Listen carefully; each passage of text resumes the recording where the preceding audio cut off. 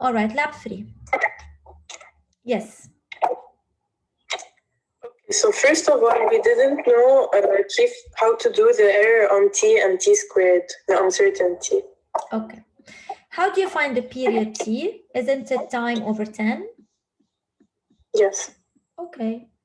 So let's say I want to do propagation of error. I will do the error on t is the derivative, which is 1 over 10, times the error on your parameter. Squared square root, it's going to cancel out. So simply the error on t is the error on the time divided by 10. And it makes so much sense. T squared is going to be the same. So t squared is basically t to the squared, right? So to find the error on t squared, I should do the derivative, which is 2t times alpha t. And this is not straightforward.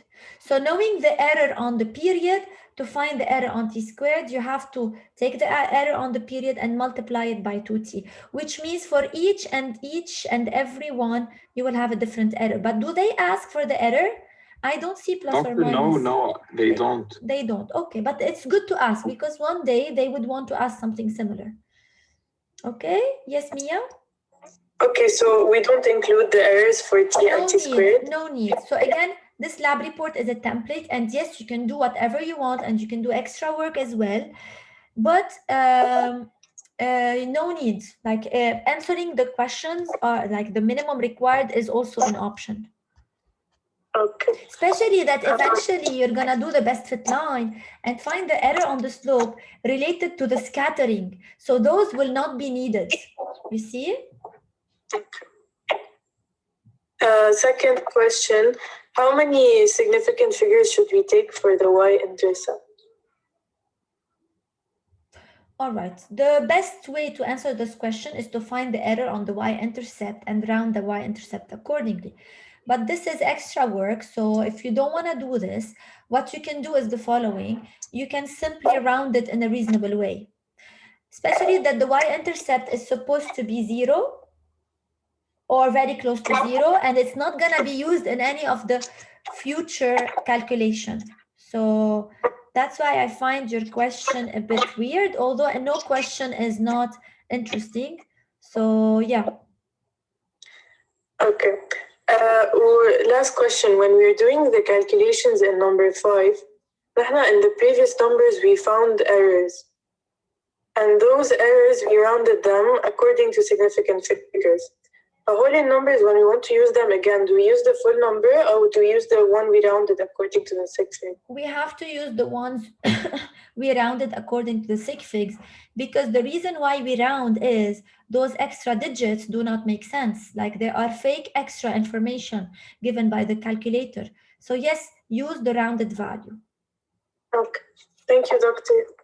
You're so organized. You've written everything on paper. You're impressive, Mia. Yeah, more question. Some students asked, were confused between hanging mass and the mass of the system and so on. I suppose you guys are okay. Some students are asking me about the slope. What does it represent? I assume you guys are okay. If you have issues, let me know. More questions related to lab 3? Doctor, I have a question about number 4. Okay. So when we do the error on the slope, do we need to include every calculation or doing the Linus method is enough? It is definitely enough. That's why I want you to use it. It's a fast method. Why do another one? Okay, and I had a talk with another instructor who wants the students to take all the time and do the calculation. Listen, the objective of this lab is to analyze and not waste time doing error analysis. If we can find faster methods, I think it's better because we can use the time to analyze even deeper or go into higher degree level of analysis. You see? No, use any method you want and simply state, I use this method and know how to round very well and how to, I don't know, how to analyze your data. So the point is to analyze and not how to analyze. Any method that is fine and applicable, please use it. And you can take a screenshot of your work, or you can simply say, I use the Linus method. But since you're already using an Excel spreadsheet, learn how, make it a habit to make it clear and clean. Take a screenshot of it, crop it well, insert in your document. It's good to have a reference. Call it appendix, call it anything you want. All right? كتير بيقولوا لي, a student told me yesterday, I don't want to show you my spreadsheet because it looks messy. Okay, I totally understand. However, make it a habit to have it clean, because messy would mean that you would be confused at some point. For example, when I throw my X and Y, I always give them titles. Otherwise, I would forget in after a few seconds which one is X, which one is Y. I also use a lot of colors. I don't know why, probably because to make it clearer for me. And I like to, some people believe this is a bit of wasting time and not efficient. Be reasonable, like not, but messy spreadsheets, make it a habit to make it not messy, okay? And even if it's messy, it's an appendix, so it's okay. Yes, anything else? We are a small group, so that's why I'm surprised to see not a lot of questions. All right, if you guys are done, we can start with lab 5. Lab 5 is something you already covered through your high school. Shall we start? Yes? Okay, I suppose no answer means a yes. All right, so simple harmonic motion. Yes, so this is the outline I followed with the previous section. Simple harmonic motion, I need to start with the definition, give examples of simple harmonic motion, then discuss the implications. So what it is, what does it give me as equations of motions, and so on. My only objective and target is the period, because this is what I want to measure, and it is related to some parameters I want to vary, and some parameters I would want to keep as constant. Then I will show you the experiment, but we're doing two experiments. One for the pendulum, the simple pendulum, and one the spring mass system. If you did our recent grade 12 Lebanese, you only studied the spring mass system. Unless you did the GS section, this is where you would move a bit more to the pendulum. But the behavior for simple harmonic motion is basically the same. I want you, please, somebody to tell me what is simple harmonic motion, to give me anything, examples, definition, implications, or simply what is simple harmonic motion. And I'm gonna type randomly what you tell me. And you can type in the chat and you can unmute and say whatever. And if it's whatever, it's okay. Just say anything that comes to your mind. Simple harmonic motion. Pendulum, all right, anything else? I can see a lot of pendulum. Thank you for periodic motion. What else? I'm gonna add type of motion. It is a type of motion. Can you think of other types of motions? And can you think of an example of simple harmonic motion that is not the pendulum? Maybe a swing.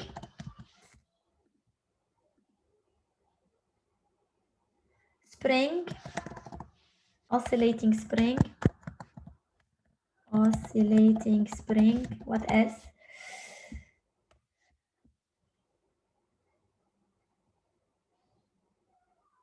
Anything else? All right, I always forget you're only 9 students, so that's a lot probably. All right, so I need to remind you of different types of motion you studied in high school. The URM, yes, the UCM, all that. So the URM is uniform rectangular motion. It has a condition. The condition is velocity constant or acceleration 0. All right.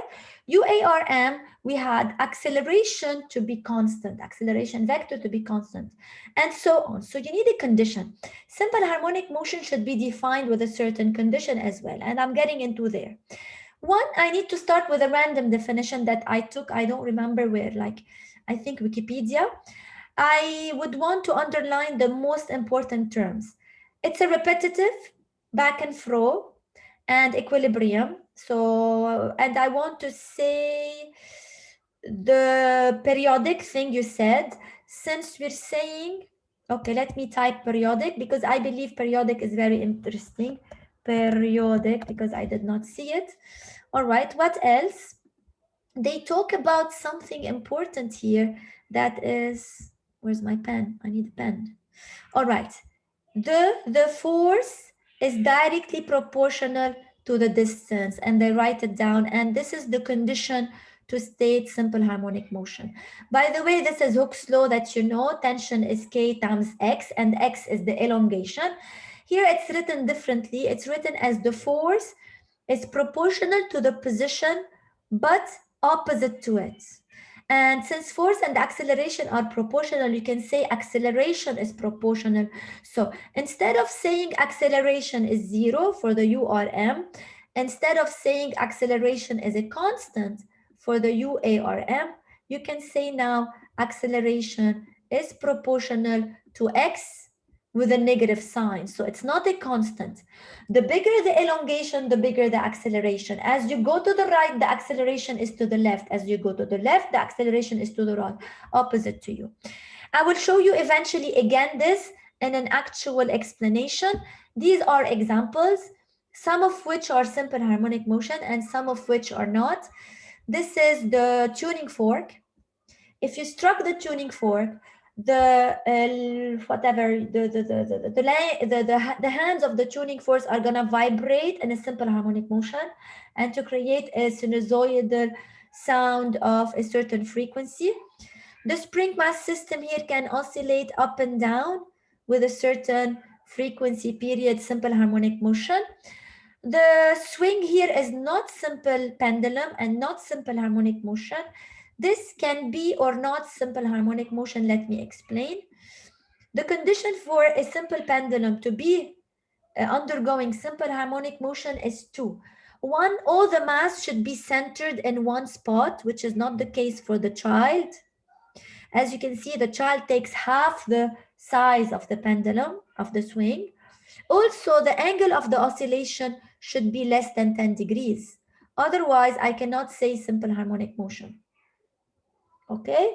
If the angle is greater than 10 degrees, I cannot have acceleration proportional to position. It's going to be acceleration proportional to sine x or sine theta. All right? Sine theta is equal to theta only for small angles. I will explain more in this example. So, this is a spring mass system. I took the example of a horizontal spring mass system. For the vertical spring mass system, things are going to be a bit different, but eventually you're going to have the same type of motion.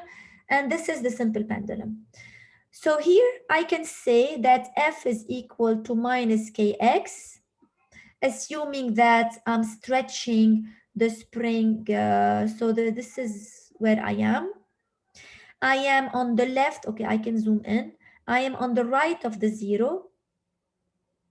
So X is positive. You see F is negative because the tension is going to be to the left. I will replace F with MA. I will have MA to be equal to minus Kx. This is where I can prove that A and X are proportional with a minus sign. If X is to the left, like in this case, X is negative, F will be positive, and the acceleration as well, right? This is the net force is equal to MA. I know there's weight and normal along with the tension, but weight and normal would cancel out because you are in the case of the horizontal spring mass system. If you are in the case of the vertical spring mass system, you have to be careful, but eventually I promise things are gonna cancel out anyway. Now for the pendulum, if I say F is equal to MA, the force here, look at it. You have the mg and you have the tension in the wire, okay? If I notice well, the tension and the mg cos are gonna cancel out. So the only remaining will be the mg sin, and it's opposite to, so when theta is to the right, the mg sin is to the left. So the net force is minus mg sin theta to be equal to ma.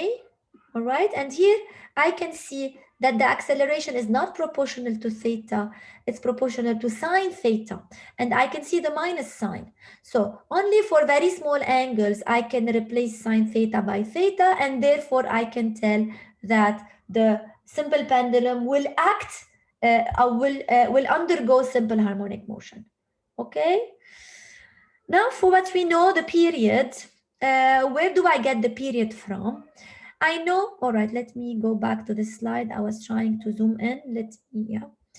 When you looked at the equation MA to be equal to minus KX, and write it as a differential equation because you know the acceleration is the double derivative of the position, you will end up with x double prime or x double dot, which is the second derivative of the position, plus k over mx is equal to 0. This is a differential equation that has a solution that is sinusoidal, right? By the way, differential equations could be many. You can have first order, second order, and by differential equation, I mean it's an equation where you have a function and the derivative of the function.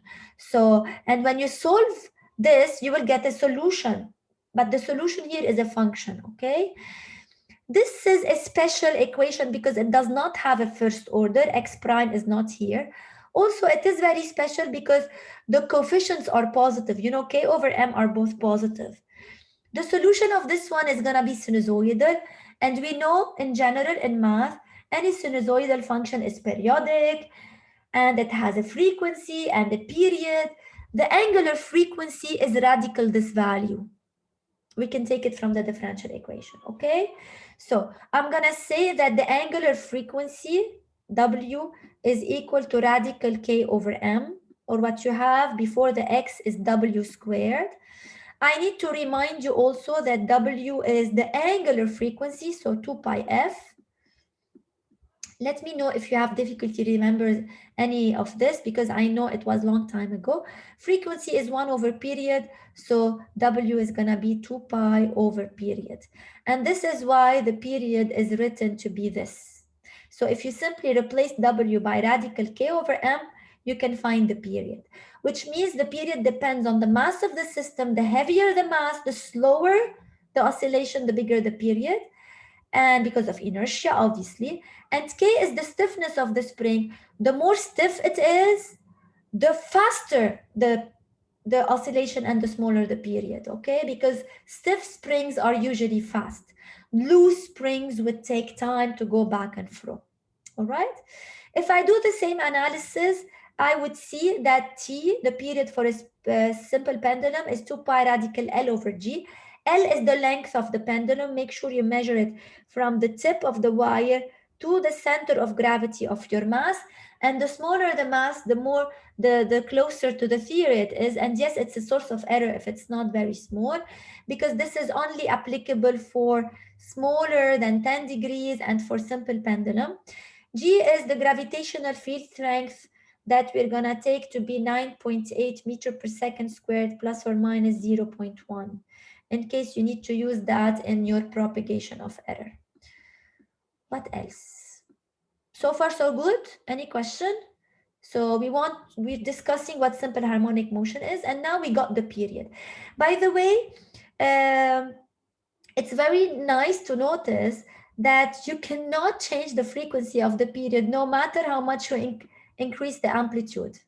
And no matter how much you make the mass heavy or not heavy, it doesn't matter.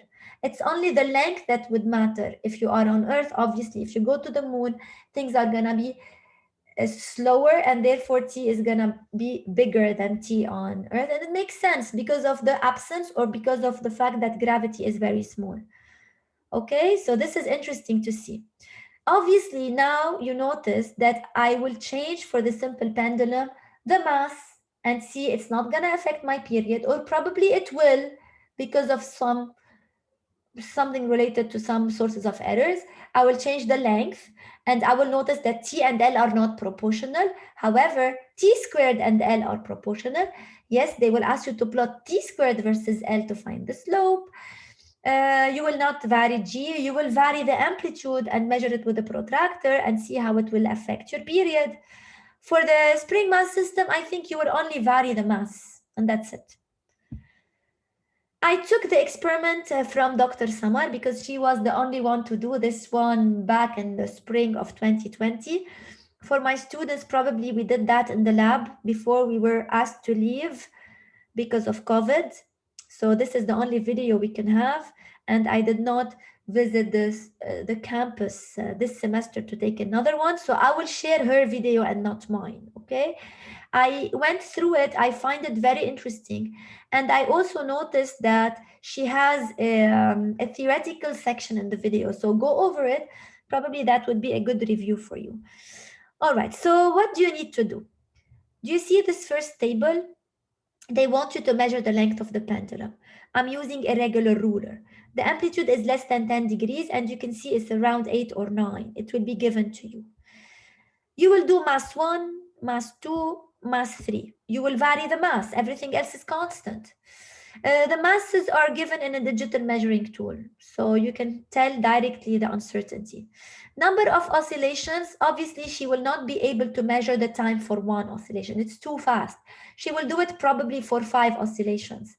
That's the total time. The period is the time for one, so you do total time divided by the number of oscillations. You will see that the period is going to be the same because mass will not vary the period of a pendulum. So you find the average and the RMS, okay? And then you repeat it for a different amplitude, and then you repeat it for a different amplitude, and answer very easy questions like, what is the effect of the change in mass, and so on. Compare, how do you compare? You do the percentage difference. Comment on the sources of errors. I'm noticing that some students need help on this level. Try to give 3 sources of errors. Please remember, an error is not a mistake you do. It's something you know. It's part of your setup. You see it, you want to reduce it. You cannot get rid of it, like air resistance, like the fact that your mass is not point-like, and so on. So part A, you change the mass. Part B, you change the angle. Part C, you change the length. Okay, this is the table where you change the length. You do it for many lengths. You pick only one mass, by the way. Amplitude less than 10. Number of oscillation in total time will be given. You calculate period, you calculate t squared, and then you plot t squared versus L. Linear relationship, linear regression. Now I have a feeling that you're experts after lab 1, 2, 3. Okay, so the question from Gael, for part ABC, we use the same mass, right? Actually, for part A, you're varying the mass. Mass 1, 2, 3 are different. And then you repeat mass 1, 2, 3 that are the same. Mass 1 and mass 1 are the same. Don't worry, the results will be given to you, so you're not going to be confused. Okay, so changing the angle, I suppose the mass is constant. Changing the length, I suppose the mass is constant. Part A only is where you vary the mass. So let me say effect of length on the period. Definitely will see an effect. Plot, attach the graph to your report. Find the slope, you know how. The error on the slope, you know. Deduce G from the slope. I think you know, I'm not sure though. The error on G from the error on slope. Show your calculation. Definitely don't type everything, but show me like 3 steps on how you did the work. How does compare percentage difference, and then discuss a bit accuracy. If it's less than 5%, probably you want to say it's accurate or not. And you can discuss the sources of errors if you did not yet, and answer this tiny question. That's it for the simple pendulum. For the spring mass system, you will do mass 1, 4 trials to find the average. Mass 2, 4 trials to find the average. Mass 3, 4 trials to find the average. And I think no plot is required in here. Okay, here Dr. Samar is showing you different Ks, but I think she's gonna pick only one K. So mass is the only variable. And the different trials is only because the experiment probably is not very precise. So doing many trials to find the period and then the average would be a good idea. All right. I did not download the video of Dr. Samar to scroll through it, but I can tell you that she's divided it into sections. So she has the theory part, introduction, T of the spring, T of the pendulum. She will repeat the theory. It's up to you to skip through it or not, but I always advise you to go over it again. 2 references will be good for you. Her approach may be different than mine. And then the experiment, she will show you how she changed the mass, the angle, and then the length. And eventually the spring. Okay, so I know it's a bit long, but you can, I don't know, scroll through it and use it the way you want. Okay, the lab itself is also long because you have all these steps, but trust me, it's very easy. And since you have the choice to work together, two partners, I think the lab report itself, not the work, because the work does not really require a lot of time. It's only probably the typing and the presentation. Probably it's going to be time consuming. So do it quickly on Scratch and divide the work among yourselves, and that's it. Okay. This is somehow a break for you after the centripetal force, I suppose, or probably not. You will tell me about it. I can't believe that we're done with 30 minutes. That's unusual. Did I go too fast? Do you have any question? Are you sure? Wow. I'm gonna stop recording